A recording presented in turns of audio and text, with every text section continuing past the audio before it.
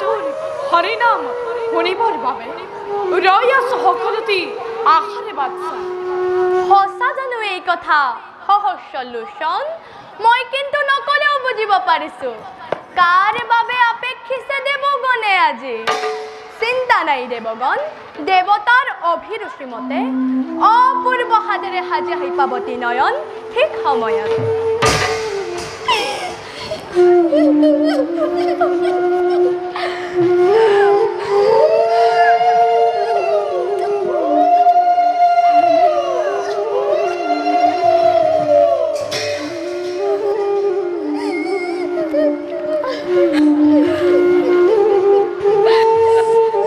না কান্দিবি সতী,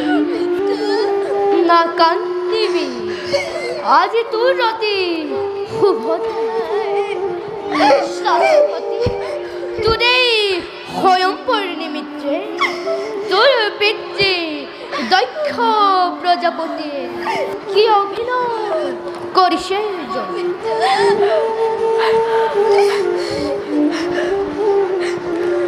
গুৰুদেৱ,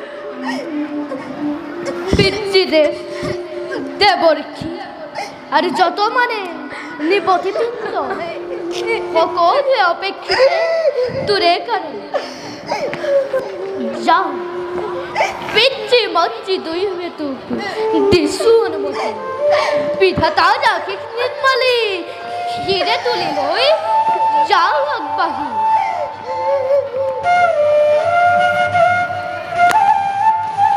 যাকে হয় মনপুত তোৰ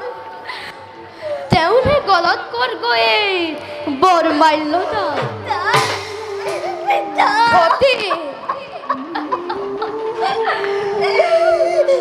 যা, পলম নকৰিবি অলপো সংকোচ। ধীৰে ভাৱে স্থিৰ হৈ বিবেচনা কৰি যাকে হয় মনপুত তোৰ তেওঁৰে গলত কৰ গৈ বৰমাল্য দান।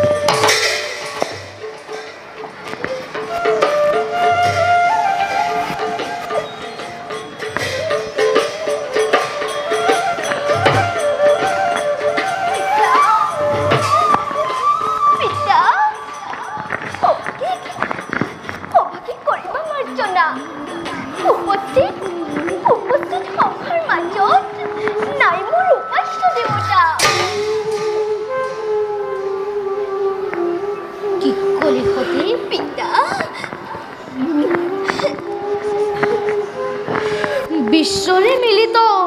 শক্তিৰ মাজত নাই তোৰ উপাস্য দেৱতা তেন্তে কয় কোন তোৰ উপাস্য দেৱতা নাম কি থাকে কওঁ মই নিজে গৈ পাঠ্যক্ষলৈ আদৰি আনিমেই স্বয়ম্বৰলৈ পিতামোৰ আৰাধ্য দেৱতা যিজনৰ ৰাতুল চৰণ আজীৱন মই কৰি আছো ধ্যান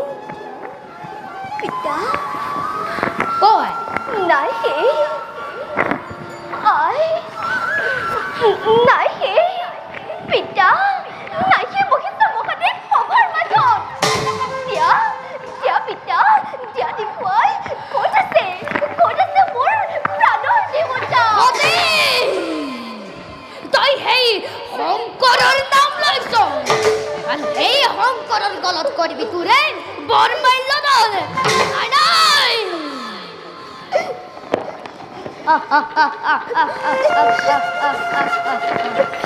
ভতি পিতা আজলিত নয় আমি কি বুঝিবি তই এই জগতৰ আওভাও কথা আওভাও নাজানো কি তই বাৰু সেই শংকৰৰ কথা শুন সতে শুন যত ধৰি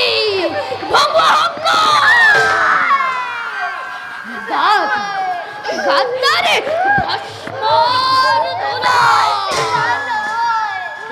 দিগিন্দারে হরপর বলা হল বিস্পান করি নাম নীলকণ্ঠর বিভৎস আকৃতি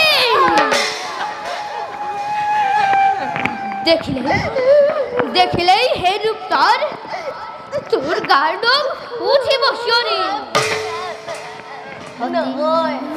রজার নন্দিনী তো নহয় তোর যোগ্য হে ভব শংকৰ অকল সীমানে এনে জীবনেৰ প্ৰবৃত্ত ক্ষণত গ্ৰীষ্মকাল নিবাকি হে শংকৰৰ নাম লৈ অপবিত্ৰ নকৰিবি মোৰে পবিত্ৰ সভা নস্থাক নিৰ্বিদক্ষ শিবাজি হদিক মুৰে উৎসখীৰ অবনত নকৰিবি তই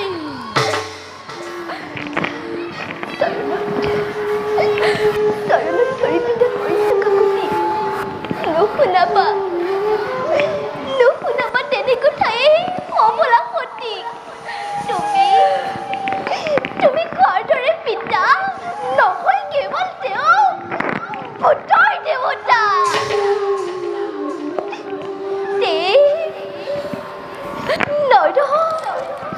যক্ষ ৰক্ষ গন্ধৰ্ব কিন্নৰ সকলোৰে বাবে পূজনীয় তেওঁ মোৰ প্ৰাণৰ দেৱতা পিতা তেওঁ মোৰ প্ৰাণৰ দেৱতা মুখ বন্ধ কৰ নালাগে শুনাব তই মোক তোমার কাহিনী নিজ দুহিতা বলি অত পরে সহ্য করি আর না করু গুনাসো লই আস্ত হস্ত মহারাজ ক্ষমা করক দুহিতা কমার কৰি শুভ কাৰ্য কৰক আৰম্ভ তবে যে তোমাৰ নিষ্ঠা বুলি বলা সঠিক মনে মনে থাকা প্রকৃতি দয়াহীন মায়াহীন দক্ষর প্রাণত কোনো নাই নিষ্ঠুহিতা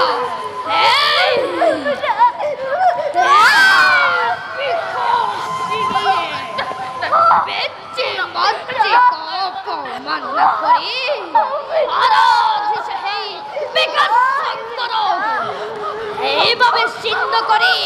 মমতার দোল, ছিন্ন করে মায়ার বান্ধন, নিক্ষেপীময় অন্ধকার কারাগারত যা যা শান্ত হওয়া দৈত্য প্রজাপতি, অনর্থক নহবা উত্তেজিত। হব পারে কন্যা তোমার মহাভাগ্যবতী। শুনা প্রজাপতি, ধর্মমতে স্বয়ম্বর কৰি একজন নোৱাৰিবা বাধা দিব কন্যাৰ ইচ্ছা। সাক্ষী আমি দেৱতা সমাজ, মনৰ অভিলাষ জনালে সতীয়ে মন প্ৰাণ সতী দিছে শিৱৰ পদত।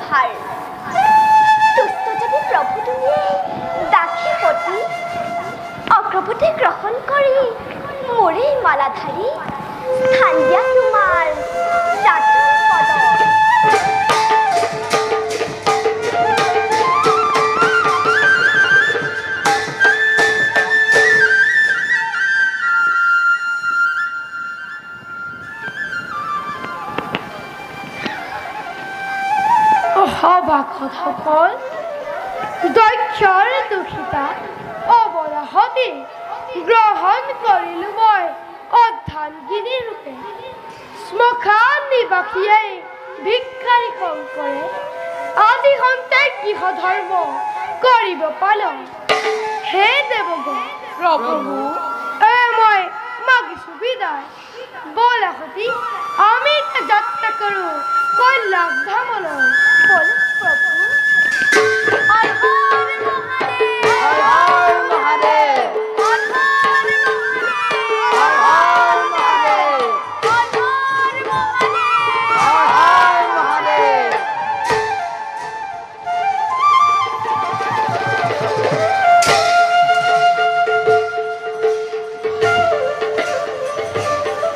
হতি হতি হতি হতি হতি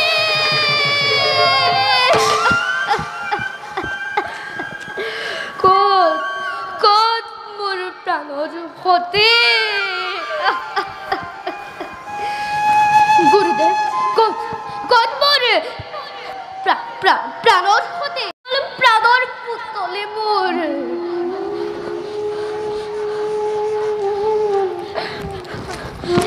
পিতামহ কোন মোর ইয়ান্তে উঠতে পিতামহ কোত কোন মোর ইয়ান্তে উঠতে হতে হতে হতে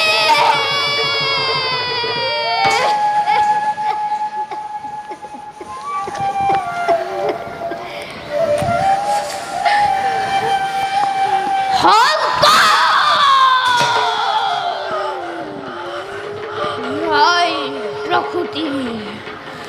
মিশাতে কন্যা কন্যা বুকুত আসিলু আবতি হেই কন্যাই আজি পেটে বাচ্চাকে অপমাননা করি গুছি গল হেই সকলৰ লগত নাই আজ মোরে হজ্জ নহয় এই কোন আছ লয়া লয়া অস্ত হে করু মই ভূতাৰ অস্তিত্ব ধ্বংস কৰি কন্যা শিখৰ আনন্দ যুদ্ধরে কন্যা ক্ষমতাপতি দেবর দেবতা হেই কৈলাসপতি নকরিবা তেনে ভাবে তিরস্কার তুমি শিবর মহাত্মা তুমি না জানা হবলি রুদ্র রূপ ধরে যদি হয় আবির্ভাব দেবতা শঙ্কর ভাবা নাকি রক্ষা পাম বলি ক্ষান্ত হুয়া খরচ যন্ত্রময় বুঝিলু ভালদরে মরে মরে দেবতার পাই সমর্থন ভূতর দেবতা বিকাশ সব করে প্রবেখী ভয়ম্বর সভাত কাহিনীলে কন্যা রত্নমূল নারায়ণ দক্ষ মহারাজ বিধিৰ বিধানেতো নহয় খণ্ডন এতিয়া সেই কথা ভাবি মনো কষ্ট নিদিবা নিজক মহাভাগ্যৱান তুমি মহাদেৱ হল জোঁৱাই তোমাৰ তুমিও ৰাণী মহাভাগ্যৱতী আছোৱা কৈলাসলৈ সতী সহ মহাদেৱ পৰিছে হৰ হৰ মহাদেৱ হৰ হৰ মহাদেৱ হৰ হৰ মহাদেৱ সঁচাকৈ ভাগ্যৱতী দক্ষৰ দুহিতা দেৱৰো দেৱতা মহাদেৱক ভক্তিভাৱে জয় কৰি বৰমাল্য কৈলে পদা বলাবে সকলোতে গতি কৰোঁ নিজ নিজ স্থানে বলক দেবরা যামি স্বর্গ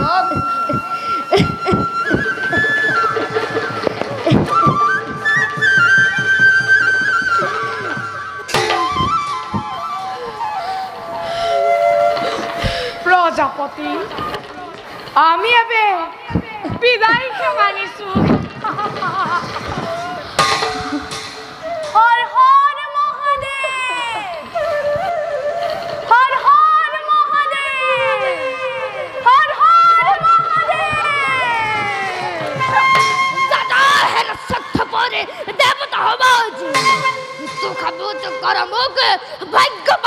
বুলি দেৱতাৰ ষড়যন্ত্ৰত পৰি লক্ষ্যভ্ৰষ্ট হ'ল আজি দক্ষ প্ৰজাপতিৰ। কিন্তু মনত ৰাখিবি হেৰৌ দেৱতা সমাজ নৱহৰ দীক্ষয়ে তীব্ৰ পাৱাৰ। আজি হন্তে তোমাৰ ভণ্ড মহাদেৱ